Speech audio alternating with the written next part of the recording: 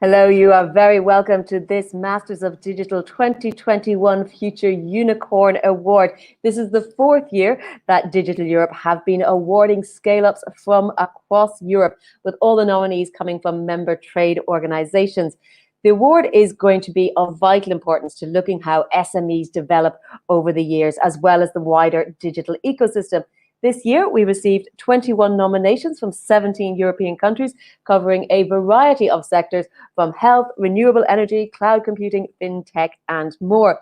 For this afternoon's ceremony, you're going to meet the three finalists. We've narrowed those all down to the three most promising nominees. So we are also going to hear from Commissioner Mariya Gabriel, who has been involved with this from the very beginning. But first, let me hand over to Cecilia Bonefeld-Dahl, Director General of Digital Europe, to tell us about a bit of research that's been going on around the context of the awards. Cecilia, it's been a wonderful couple of days. Tell us about this research. Thank you so much, Jennifer. Yes, this was kind of a project we started 4 years ago.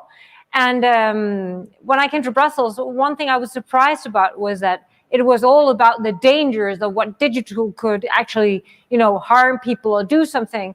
Coming from a business world where we look at opportunities, and for me, digital was like the world of opportunity. And one of my frustrations was that we didn't really see the face here in Brussels of scale-ups, of innovative SMEs, saw the innovation that tech could create.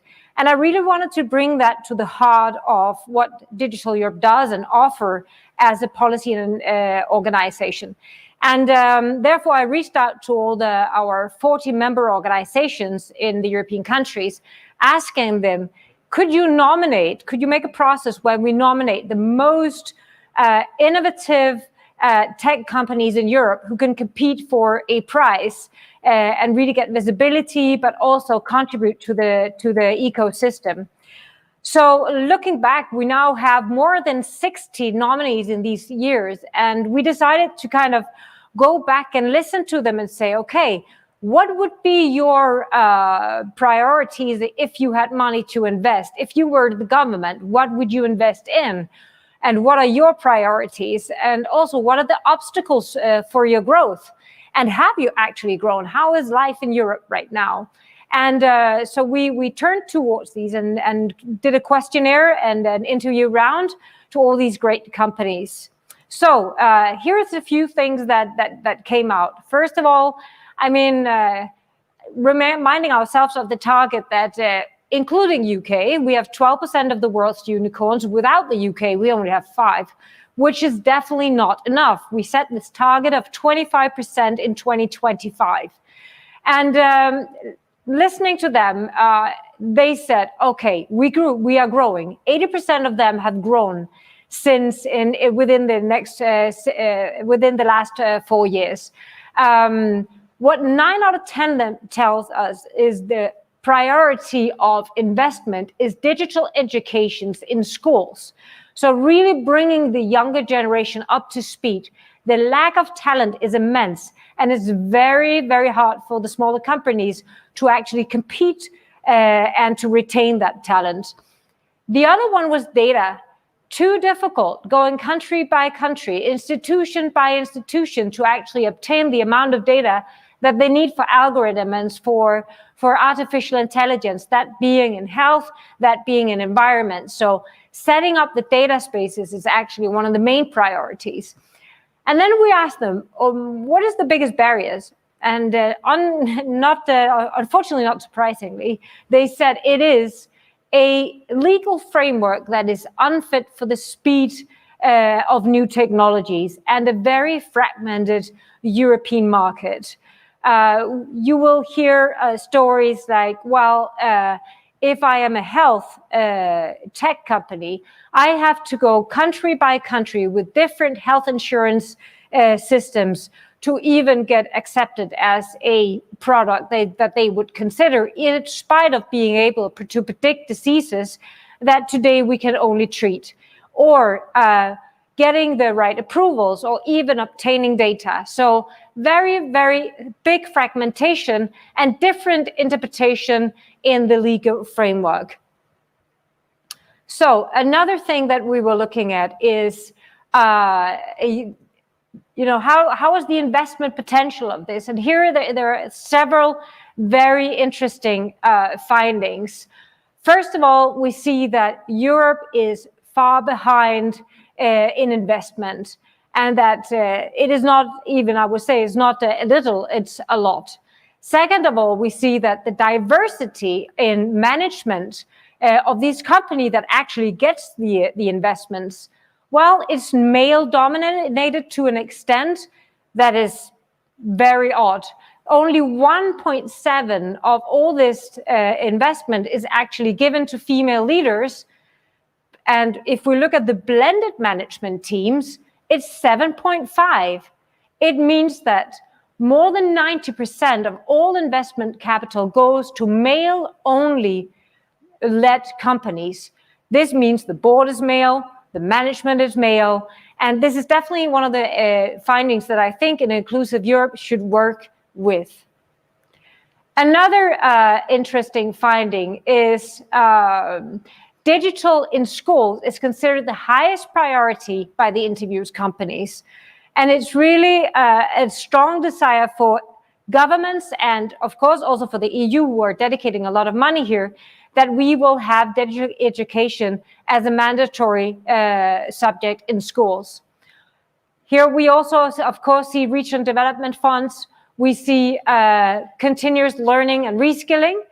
And, of course, also incentives for SMEs to actually invest in digitalization and in digital transformation with them. And, of course, at last not least, connectivity being one of the main drivers. So our recommendation, based on actually interviewing these great future unicorns that we have actually collected over the last 4 years, is we need to adapt the regulatory framework to new technologies and for the unicorns actually to grow in Europe. Across border, let me remind you that only 8.4% of the SMEs in Europe trade across one European border. That is definitely not enough. And of course, it is a part of our KPIs that we want to increase this. Also, we need to bridge the market fragmentation. We need to analyze very closely within different sectors what are the obstacles for growth across country in Europe. And of course, an improved investment framework, less biased, and better access to talent, making sure that we have a bigger talent pool and that we also have an open environment that invites foreign talent to Europe. Last but not least, of course, improved data cooperation. We need the data spaces. We need countries to collaborate on their framework, the implementation of GDPR, the implementation of cybersecurity and everything else, and make sure that we have enough data and enough access to data and secure data for them to grow across border. So this is a little bit about the findings of this study that we did, and you can of course find it on our website. It's called Scaling in Europe, and analyze the results of this piece of research. Just next to the KPIs that we set in our manifesto 2 years ago, and that we continuously update our 30 KPIs for a stronger digital Europe. I'm extremely happy to once again announce that we have had a great selection of excellent, innovative European companies competing, all nominated by our NTAs, our national trade organizations, who has found their most innovative scale-up and nominated to the Future Digital Europe Unicorn Award today. I hope that you will stay with us, and back to Jennifer, be with you shortly for a speech from Mariya Gabriel. Thank you very much, Cecilia. That was fascinating. Some startling figures there. We'll come back and talk about them in just a few moments. But as you say, first we will hear from the European Commissioner for Innovation, Research, Culture, Education and Youth. That's Mariya Gabriel. Commissioner, it's lovely to have you with us once again. So do tell us about why you support this award, and a bit more about innovation and scale-ups in Europe. Thank you. Thank you very much, Jennifer. Indeed, Cecilia, fascinating, pragmatic, visionary, and so useful, all these recommendations. So, ladies and gentlemen, first allow me to start by thanking Cecilia Bonefeld and all her colleagues in Digital Europe for organizing this 2021 Masters of Digital and for inviting me again to present this year's Future Unicorn Award ceremony. It is a great pleasure to be here together with you. Well, I remember very well when we started a few years ago, what we can see that things are improving. What we need is to accelerate and to cooperate better. So I would like here again to congratulate too all the promising startups taking part in the Future Unicorn Award competition. I wish you and your innovative solutions to thrive, so you can become transformational leaders and play an important role in the recovery of our European economy. But allow me to start my intervention today by recalling why startups are so important in Europe.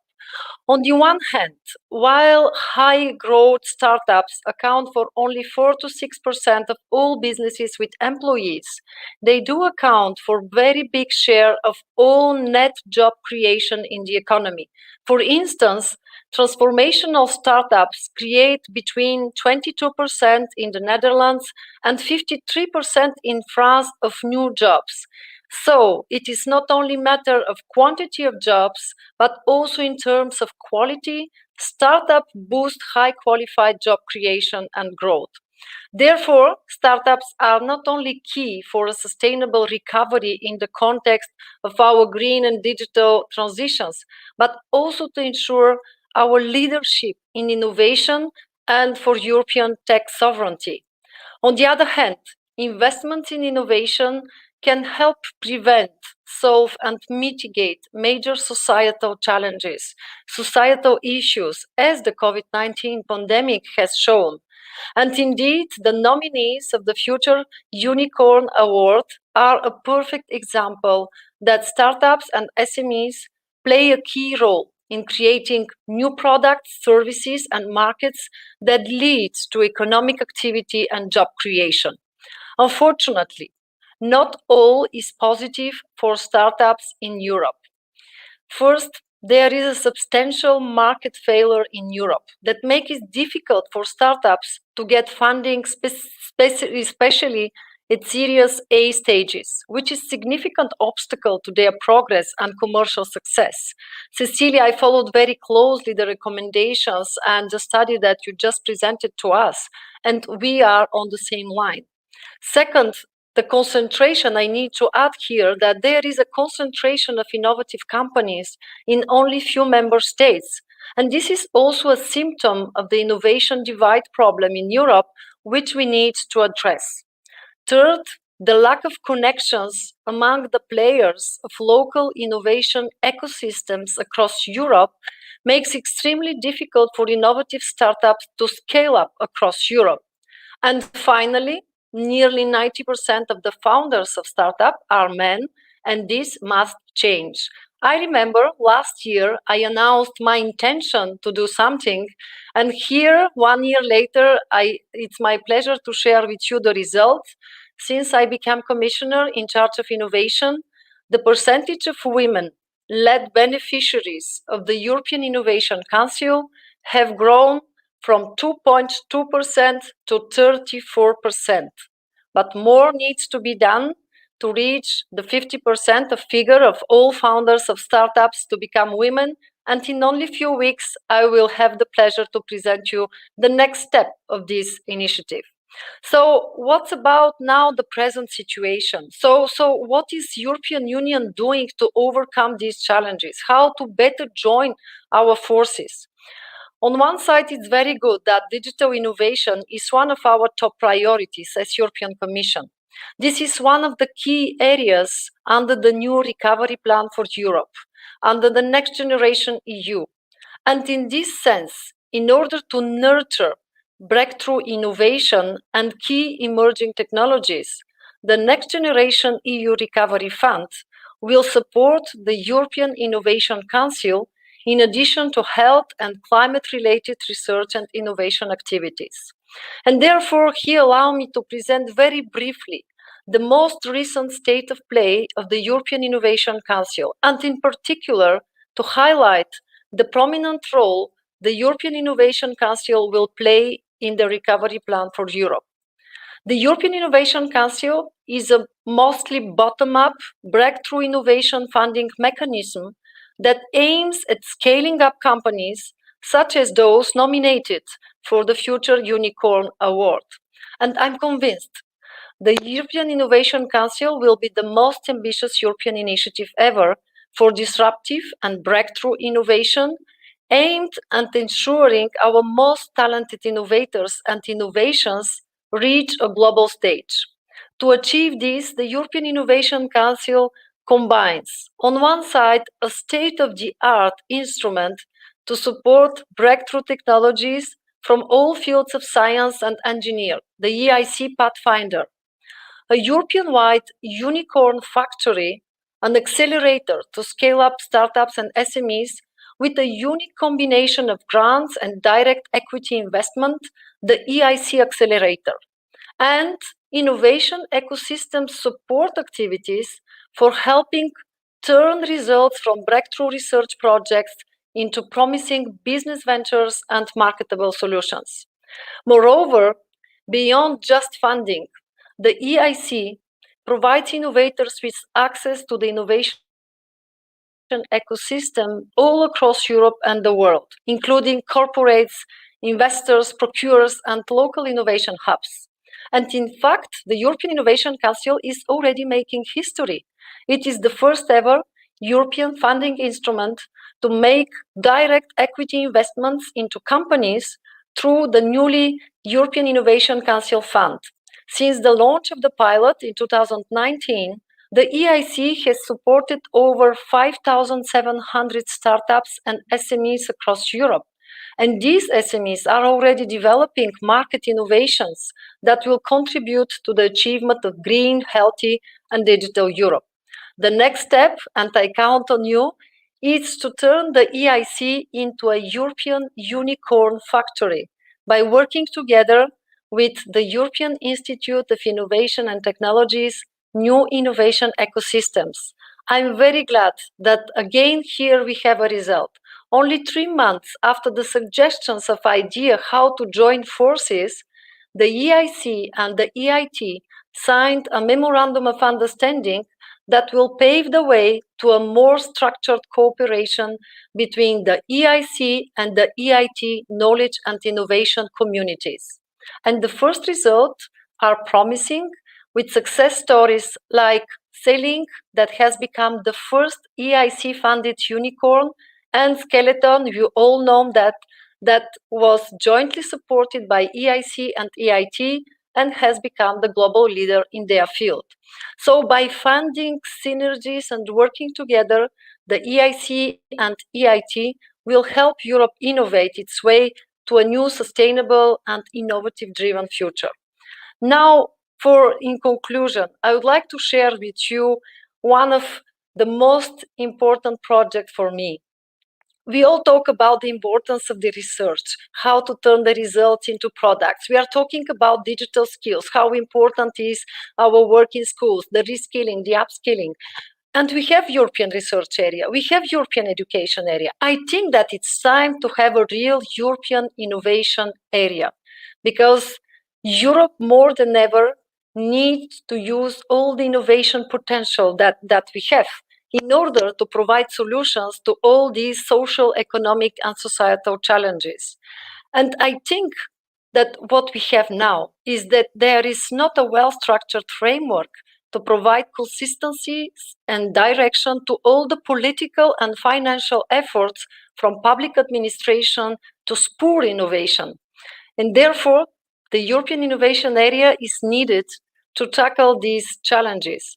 And my intention is exactly that, to complete the knowledge triangle with focus on regions, reducing innovation divide, and empowering more women to take the lead.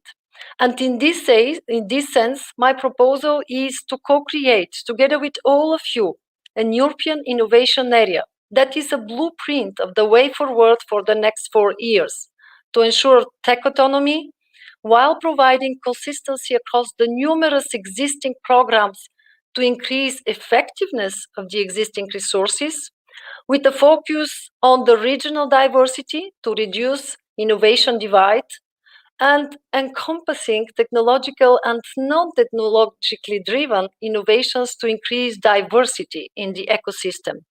This European innovation area will complement perfectly what we already have with the European education area and European research area. I'm talking here about the European Universities Alliances, about the joint roadmaps between academia and industry, the actions of the European Innovation Council, the partners of the European Institute of Innovation and Technology, and finally, even with the new Bauhaus initiative announced by the President von der Leyen.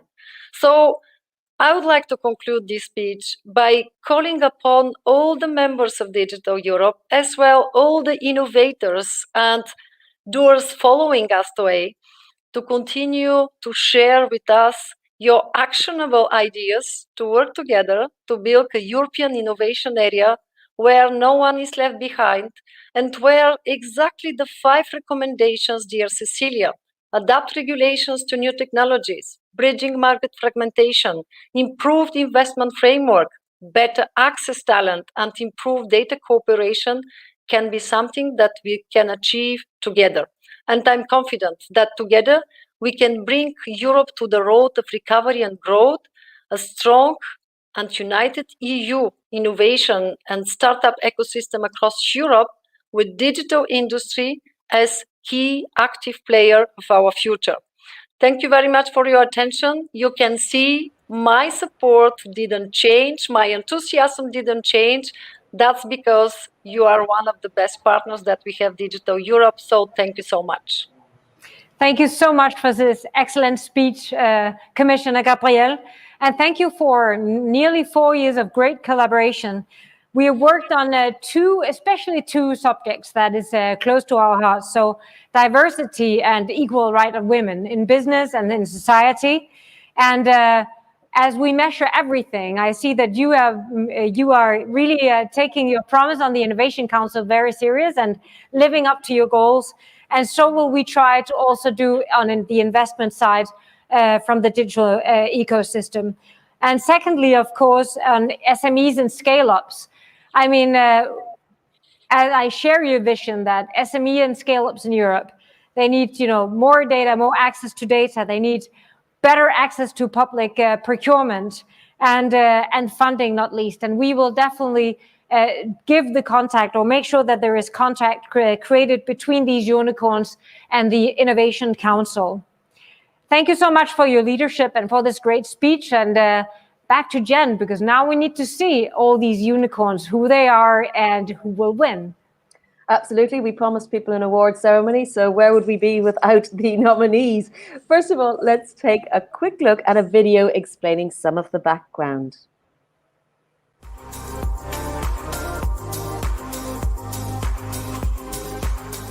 Digital Europe's Future Unicorn Award celebrates European scale-ups that have the potential to become Europe's next unicorns, highlighting the importance of small companies in the wider digital ecosystem. In the digital age, tech companies get exponential advantages from data and innovation and soon become global giants. Today, 61 of the world's unicorns come from Europe. That's only 12%. We can do better. We believe that Europe should be home to 25% of unicorns globally by 2025.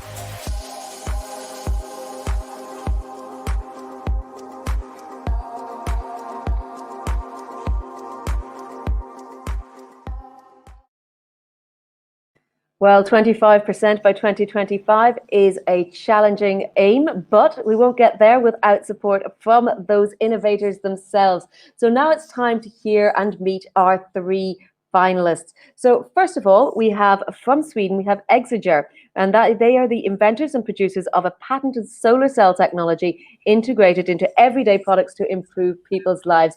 Giovanni, Fili, you are the CEO and founder. Very well done. Are you pleased to be here? Super pleased. Thank you so much for inviting us, and thank you, Commissioner Gabriel, as well for this inspiring talk. Agree with a lot of things that you're promoting, and look forward to see where this comes next coming years. Wait, let's have a look at a video that tells us more about Exeger. Exeger is a Swedish deep tech company operating in the clean tech space. Exeger invents, develops, and provides world-changing technology to improve everyday life. More specifically, a new kind of solar cell, inspired by nature, augmented with science, and engineered for humanity. We have invented our own machines to produce both the components and the actual solar cells. We have the largest factory in the world, we're backed by the largest investors in the world, and now we're commencing the global rollout with the largest brands in the world. Disrupt to improve. Our next finalist is Ocean Sun from Norway, who is a solution provider and design architect for floating solar power plants. Bjørneklett, you're the co-founder and CEO. Very well done to getting this far. Thank you very much, Jennifer, and it's a great pleasure and honor to reach it among the finalists in this great competition, which I think is a very good initiative to bring focus on the SMEs and innovating companies. Great to have you with us. Let's now have a closer look at Ocean Sun and what it does. Ocean Sun is a technology provider for floating solar power, and we are an architect or a designer, you might say, that deliver complete systems to independent power producers and developers of solar energy around the world. Ocean Sun today is collaborating with the large independent power producers in Europe, but also in Latin America, Middle East and Southeast Asia. So by deploying our technology, the market is almost limitless when it comes to floating solar power, and this is how we will succeed in becoming a really important contributor to this. It's about renewable energy and the opportunity this represents.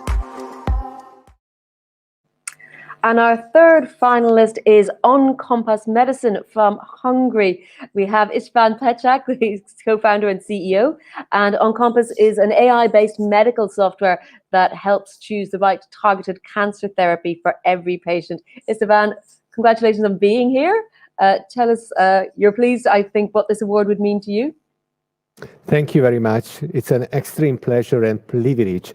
We are actually thrilled, together with my colleagues, to be among the finalists, to be chosen out of so many great companies. We had the opportunity through this competition to learn about these great companies, and I'm very thankful for the organizers to select us, and we try to live up to these expectations, what to be a Future Unicorn Award finalists mean to us and all around the world to other companies and people. Great. Let's have a look at your video. We are developing digital technologies to find the right targeted therapy for every cancer patient based on the individual molecular profile of their tumor. We believe that computational technologies, artificial intelligence will eventually overcome the complexity of cancer, and we can provide a tool to oncologists all over the world to find the right effective therapy based on the individual genetic alterations in cancer genomics. We are collaborating with scientists, oncologists, oncology centers all over the world to provide scientific evidence for the clinical benefit for our solutions, cracking the code of cancer. Well, you've seen our three finalists, but we are going to delay the moment of the big reveal a little bit longer. And I will invite now my panelists, our three finalists, and Commissioner Gabriel and Cecilia Bonefeld-Dahl to switch on again their cameras so we can have a short discussion about the topic of scaling in Europe. It's too good an opportunity to miss, to have all these people checked in to the same space. So first, let me start with you three scale-up entrepreneurs yourselves. Giovanni, first question to you. You have the two ladies here. Tell them what the difference would make for you going forward and to scale-ups in general in Europe. What do you need? What we need? Well, first I would like to say that we have a very positive view on scaling in Europe. We have managed to scale up successfully from an idea to 150 employees. We have raised more than 100 million euros. We built the largest factory in the world, and we're now, like I said in the movie, rolling out on a global scale. I think we're one of the success examples, and we have shared a lot of our sort of insights over the years. I think what's needed in general, if I can propose something, would be to have a little bit more predictability between the different programs that the EU is supporting. So you can move between different TRL levels and different programs and know which program to apply to next. Because what we need funding, and we need smart people. And we have a lot of smart people in Europe, a very, very big pool of smart people. There's not as much funding in Europe as maybe in the US, like to pass the value of death and so on. And that's where the European Union plays such an important role and have supported us, amongst others, in a very great way. So that's my answer on that one. Absolutely. You mentioned about the great pool of talent we have, and indeed the research carried out by Digital Europe showed that skilling wasn't one of the big barriers, which is good to hear, but also something that needs to be built on. Bjørge, let me turn to you and ask you why you think Europe is a great place for scale-ups. I think we have all the ingredients, really. We have the technology, we have the talent, a highly educated group of people, and there is a market. And I think now also recently the initiative by the European Commission with the Green Deal highlighting these ambitious goals going forward, and that will influence the nations to take part in this.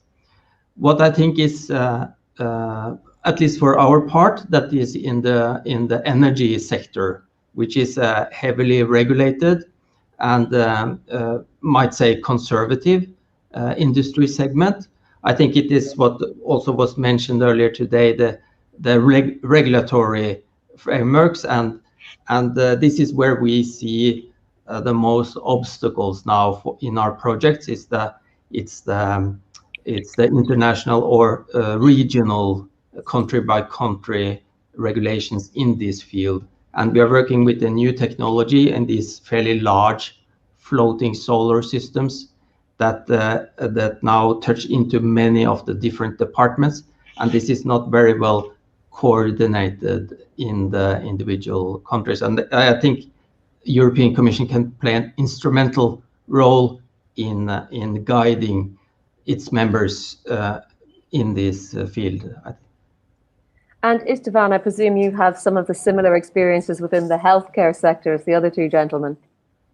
Yes, actually Oncompass Medicine was founded by two physicians, myself and my classmate from medical school, and I was coming back from the US and from a long study period, and Richard from Switzerland, and we were in a dilemma whether Europe is the right place to bring innovation forward. But I have to tell that it was a good choice to come back and dream about developing technologies here in Europe. Right after the Human Genome Project, we thought that we need new tools to bring science to people with technologies, and we thought that that's why we have to start up a technology company. And it was a fantastic experience because we really received the environment we needed for development and innovation. We were supported by EU-funded grants, which not only supported the development itself, but also promoted collaboration across Europe with several countries. Right now, we are also collaborating with several oncology centers across Europe, which is a great privilege and great support. So we already received the what we need from Europe to develop and innovate and to get as far as we get today. And we would like to just express our gratitude to all our support received from the EU and also our government here to develop our technologies. Well, Commissioner, some of that must be music to your ears. Tell us what your thoughts are on hearing these stories and whether you've any questions for our scale-ups as well. It's quite fascinating, really. I think that I can continue to listen, but first, thank you very much for sharing with us your thoughts. Maybe just one common question for the three finalists. We all have seen that you consider Europe as your home, but for me, what is important is how together with the European Innovation Area, we can really better support you, what you need, what's about the role of region, the role of education, and the role of partnerships and ecosystems in general. I think that we should address this issue. I would like here to ask Børge and Giovanni, because you are excellent examples of innovative green solutions, and definitely now that's our main priority. I would like I'm curious to know what is your advice for the European Union on its long-term vision for the green digitalization in Europe? And István, thank you so much, because on one side, I'm seeing immediately how we need solutions like yours, because yesterday we published our Beating Cancer Action Plan. So I will be very, very curious to know what is for you the key component, the key element in order to implement this plan, in order to see things moving rapidly and differently in Europe, and more generally, how really to bring our healthcare systems more closely to the digital age. I think, Giovanni, do you want to go first in responding to the Commissioner? We'll go through you in the same order again. Yeah, I will try. So I think that we need to continue to, like I mentioned before, entrepreneurship is about doing things, right? Constantly moving, taking decisions, and dare to do things that probably maybe weren't done before. So it's a lot. I usually compare this to playing. It's like a three-dimensional chess game, and everyone can play at the same time, and you're allowed to cheat and everything. This is business. You're trying to build a company. So in the midst of all this chaos, as much predictability as possible is key, and that's why I'm thinking really that when we have this national support supported by the EU, but within Sweden in my case, and throughout across Europe with different coalitions and so on. These programs definitely need to continue, and then I think they need to be. It would have helped us a lot if we could have seen a more clear path between the different programs. So when we start, okay, we're in TRL 1 or 2. Okay, these are the programs suitable for you. When we exit these programs, where do we apply next? What kind of competence, what kind of support can we expect in the next level, and so on and so forth. We had an extremely good experience in the LIFE project. We actually won the best project for 25 years award and so on and so forth. So that was really, really good for us. It was spot on. Another advice, or what I've been thinking about could have been maybe improved, is more PR. Help us with more PR. Tell everyone how good these companies actually are, because we all need success stories. If we look at Europe, like US, in the US, they're really good at telling stories, how good they are, all the good achievements they have, achieved, and really pepping and helping each other. We should do that more, I think, within the union and across sectors, and supported by you, because you have an overview, you see what's going on, and you have the capacity to distribute this all over Europe. That's what I think.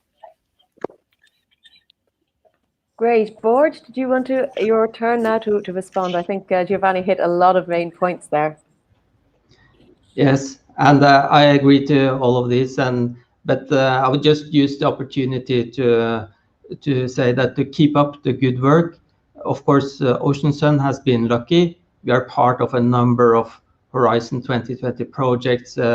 We participate in Fast Track to Innovation, and I think these are all very good initiatives to spark this. But just repeat that I think it's not about the technology and innovation that is available. We have it. There is a market, and there is also political drive towards reducing CO2 emissions and all of this. But we have to combat. This is the nature of innovation. It also is to have the social acceptance and to ease on the regulations and maybe create some cross nation systems that can help the regional legislation to allow for this to thrive. Otherwise, Europe will have a disadvantage with the very many barriers from country to country. So, but I think this is fully doable, and I hope that this will sort out going forward. Thanks, Bjørge. István, as the Commissioner said, there is a lot of hope in digital medicine for the future, particularly with the EU Cancer Plan and particularly this year. Has that affected you? And you know, what do you need to really deliver? Yes, indeed, this is true. So in the last decade was the decade of the genome, where we learned about the human genes and the genome itself, and we developed technologies to diagnose individual molecular alterations in each cancer patient. So there have been a tremendous development in these technologies, but now we are on a crossroad of genomics and medicine, personalized medicine, precision medicine, and innovation in information technologies. And we can combine the powers of these sciences and create really solutions for patients, including cancer patients today. I would like to follow up on what Commissioner Gabriel said, that Europe is already the birthplace of innovation, but it should be also the market of innovation. It should be the most developed market, where the most developed technologies should be used first in the world, especially technologies developed in Europe. And it's especially true for medical devices, medical technologies, for diseases of dreadful diseases like cancer. All over the world, 20 people die every minute while we are speaking of cancer, and this is really unbearable, and we have to do something. And computers are fast. Our computer, our solution calculates the right therapy in 20 milliseconds. It's unimaginable power, how we can expand human capacity to find solution and use all the scientific knowledge we generated in the past decades for the use of cancer treatments. Also, Europe together can connect databases, and we have the GDPR regulation, and we can protect patients' privacy, but we can, using these regulations, we can still connect information all around Europe, because Europe is the size of Europe is large enough to also to create the database which needed to identify solutions for rare genetic alterations, which are the most of the alterations. And also we can create a network of a clinical trial information system to really open the borders for cancer patients to participate in innovative clinical trials and move science forward and bring new medicine to patients as soon as possible. Thank you, István. Cecilia, let me bring you in here as well to have a comment on your listening to so much. It'd be great to get your thoughts. Well, actually, I was thinking that there might be an innovation project in making an algorithm where companies can enter their company data, and all of a sudden you can see all the complex regulation that applies to their products and how to handle them in the most efficient way. But I guess somebody must think of that idea sooner rather than later, or even, you know, if they enter their investment needs, what would be the most suitable mechanisms of support from the EU to a given project. So maybe there is a new innovation project upcoming on these things to actually navigate in the complicated area of regulation and funding in Europe also. And joke aside, but also serious. I mean, the amazing things that tech can do is shown here in green, it's shown in health. And but there is also a fact that, I mean, in digital, scale matters and speed matters. I mean, it's the two S's that needs to be applied. And we do have talent. We do have the ideas. What we need is more scale, more speed, more agility. And maybe it's time for us as political or policy animals to actually develop algorithms that makes it easier for business to navigate in the funding opportunities and in the regulatory compliance area. So I'm just really delighted to see, and I'm happy to be able to give a platform for these great companies. And for sure, you can definitely count on Digital Europe support, and definitely also on Commissioner Gabriel's support to drive this towards a more agile and speedy and scaly Europe. A speedy, scaly Europe. Thank you, Cecilia. I will use that in the future. Well, I think we've delayed everyone long enough. The anticipation. It is an award ceremony. Gentlemen, congratulations, all three of you, on being nominees. That is a great achievement to come from so many down to the last three. And of course, I think it has been real recognition of the importance of the green and the health transitions that are happening in Europe. So what we've done, because we are doing this remotely this year, boxes containing awards have been sent to all three nominees. And one of them, you will be able to tell, is the winner's one. It's a different color from the other two. But I'm going to hand over to Commissioner Gabriel to do the honors and call for the unboxing of these awards. Well, I would like to invite our three finalists to unbox their trophies. And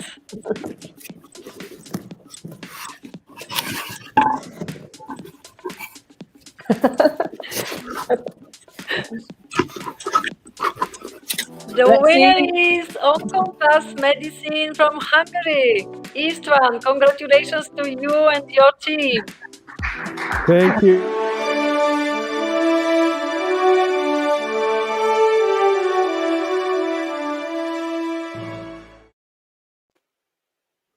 Congratulations to you, István, to all your team. Please tell us what that means, this award, for you and your team.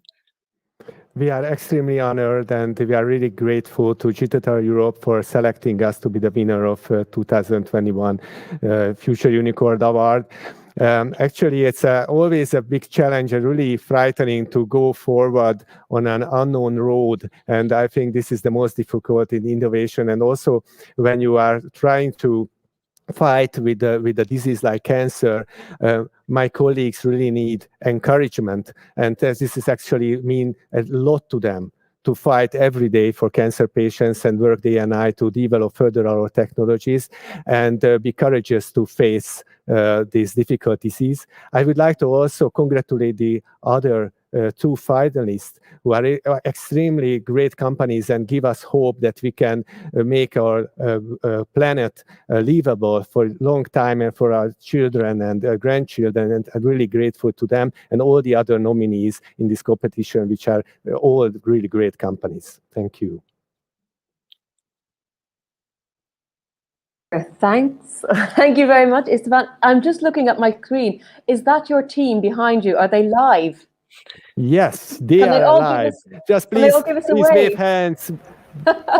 Congratulations, all of you. So I wanted to make sure to share this experience with them because this is really their award. I would like to thank them because this is their work and trust that they put into this project and worked all these years without knowing that whether we would succeed or not, but they tried anyway. So I'm really grateful to them. Thank you, guys. Absolutely. And I see a couple of them have brought their own unicorns along to wave to us as well. Congratulations to all three of you, especially well done, István. Cecilia, I'm going to hand over to you to wrap us all up for the awards and, of course, for Masters of Digital 2021. So for me, a big congratulations, a great thank you to Commissioner Gabriel for also driving this, vision of a scalable, speedy Europe where we have great technology innovation. And not least, thank you to the three nominated. You are all winners, and I hope to also be the platform in the future for you to share your knowledge on how we can make better policy, better investments, and how we can give you a platform also to be more visible in Europe. A big congratulations and a big thank you from me. Thank you. Thank you. Thank you very much, Cecilia. I guess that wraps it up for Masters of Digital 2021. Well, I do have a little bit wrap-up session. So if be right with you in a minute, to wrap up with the final comments of this event. Thank you. Great. Thank you. So with this, we conclude the Masters of Digital 2021. At least to me, it has been a great 2 days. I have learned a lot. And I want, of course, to thank all the sponsors that has made this possible. This event has been sponsored by Siemens Healthineers, Johnson & Johnson, Microsoft, HPE, Red Hat, Siemens, Agoria, Ericsson, Schneider, Zwei, and Intel. Thank you so much for supporting us and making this possible. Thank you to Forum Europe for actually giving the platform for all this. And thank you to our great speakers. Maybe just a short summary of the conclusions of the day. Our President, Hilary Mind, reminding us that the recovery funds will shape the future of our children. The digital transformation is not just a business transformation. It is a societal transformation that will shape the future and the jobs that our children will have. Thank you also to Minister Schulze, who said the goal of sustainability must guide the regulation of digital initiatives. And to the Green and Digital Europe panel, where Kasper Klynge said, data centers can play the transformative role of green digitalization that Formula One has played for innovation of the car industry. Very interesting. And of course, unlocking the EU recovery through public sector transformation, where we had Mario Campolaco saying, no single government can develop services citizens need. They need to work with startup ecosystems to deliver. A promise that we will have a more seamless administration across Europe, where we'd actually see citizens being Europeans, not only national. And we heard about the cancer plan and how AI and technology will play a vital role in solving cancer from Stella Kyriakides, the Commissioner of Health, but also how we will build data spaces to ensure that we have access to vital data to make the innovations such as the winning unicorn today. Thank you to the panel that came just before Ursula von der Leyen, and not least to our President of the Digital Decade, who made a promise of a stronger digital Europe and a close collaboration between Digital Europe and the Commission in realizing that common goal. We heard about a digital infrastructure. We heard about the recovery fund, 20% being dedicated towards the digital decade. And thank you to Mariya Gabriel, who just gave the fourth Digital Europe Future Unicorns. There is no doubt that speed and scale matters. And whatever we do as an industry organization or as a commission, it needs to aim to enable the companies and the individuals who drive the economy and the innovation of Europe. SMEs and scalable companies, and of course individuals such as Nadia Calvino, who has taken this digital vision, digital skills, connectivities into the recovery plan of Spain as a guiding star and example of how this could be done. And then maybe last, I would like to extend my thanks to my team. There is no such event or no such leader who can make something like this alone. I have a great team. Actually, I think I have the best team in the world. And I could thank all of them. But maybe a few mentions here. Chris, Ida, Jan, Timea, Nico, who takes care of all of us and makes everything and the wheel turn.